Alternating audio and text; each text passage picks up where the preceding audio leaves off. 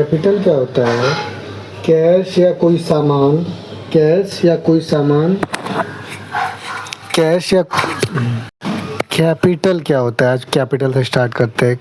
Cash या कोई सामान जो कि इन्वेस्ट किया है प्रोप्राइटर या पार्टनर ने अपने बिजनेस को चलाने के लिए, या तो खर्चे करने के लिए कैश, या तो गुड्स खरीदने के लिए, मशीनरी खरीदने के लिए जो कि बिजनेस में यूज हो, तो वो होगा कैपिटल। ठीक है, यहाँ तक ठीक है। फिर ड्राइंग, ड्राइंग क्या होता है? जब ओनर जो पैसा डाला है ना, उसमें उसको पैसा निकाल रहा है या तो गुड्स निकाल रहा है।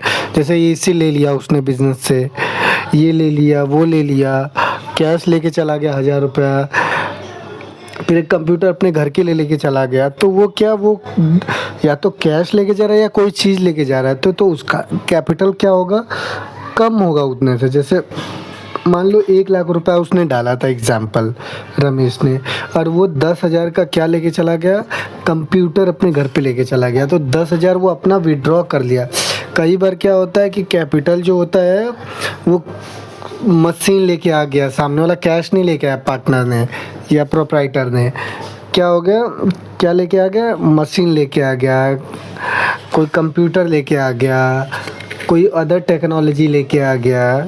ठीक है, तो ये भी कैपिटल ही हो गया इनका, capital investment as machinery. Sorry.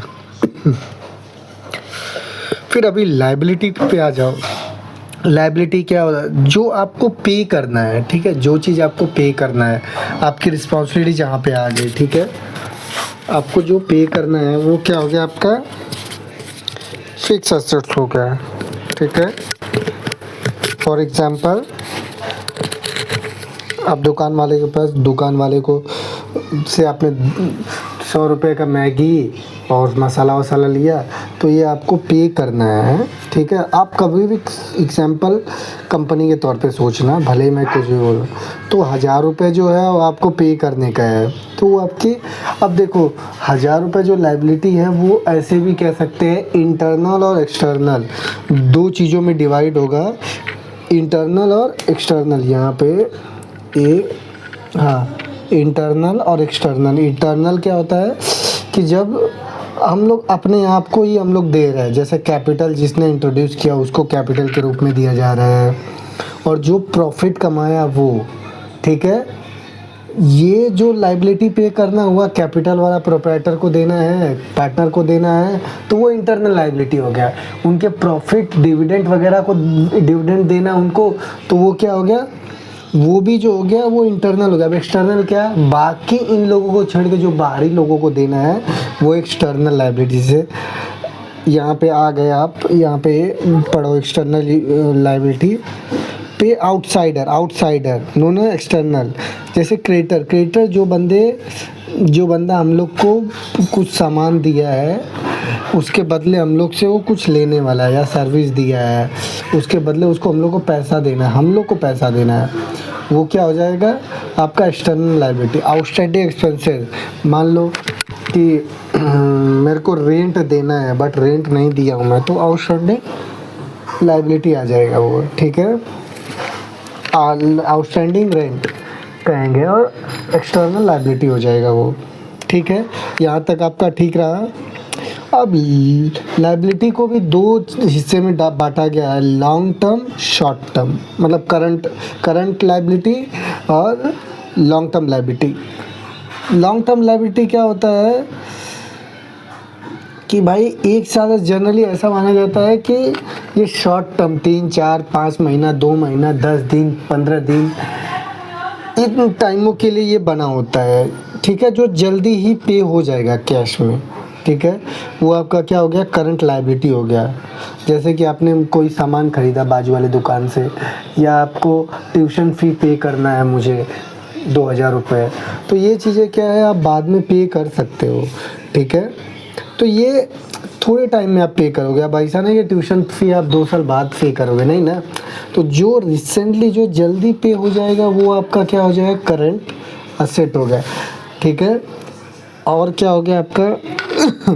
अब जैसे आपने 5 साल के लिए लोन लिया, तो वो लोन 5 साल के लिया है, 1 साल के लिए नहीं लिया ना, या 2 महीने 4 महीने के लिए नहीं लिया है, तो वो क्या हो जाएगा आपका non current asset. Non current asset यानी लॉन्ग टर्म वाला। तो लॉन्ग टर्म यानी बहुत टाइम बाद आपको पे करना है, तो वो आपका क्या हो गया लॉन्ग टर्म लायबिलिटी। 1 साल से ज़्यादा वाले जो रहेंगे ना, मोर देन 1 ईयर। और करंट लायबिलिटी क्या होता है विद इन 1 ईयर। अब असेट आते हैं। असेट क्या होता है? असेट वो चीज़ होती है, असेट वो चीज़ होती है जो जिसके प्रोडक्शन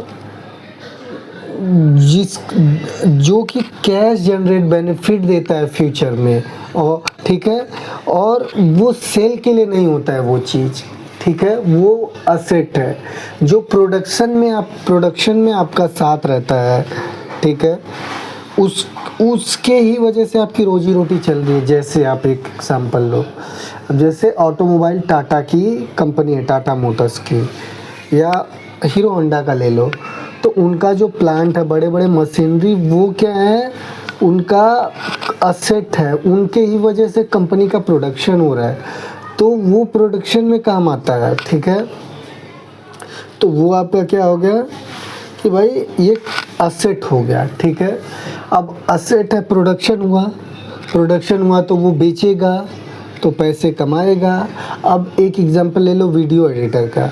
वीडियो एडिटर ने 10,000 का कोई एडिटिंग सॉफ्टवेयर लिया जो कि 5 साल चलेगा, ठीक है। अब वो 5 साल से उसने वीडियो एडिटिंग किया, अमेज़ोन के लिए एक ऐड बनाया जिसमें उसको पैसा मिल रहा है, ठीक है, तो वो क्या हो जाएगा असेट हो जाएगा, ठीक है।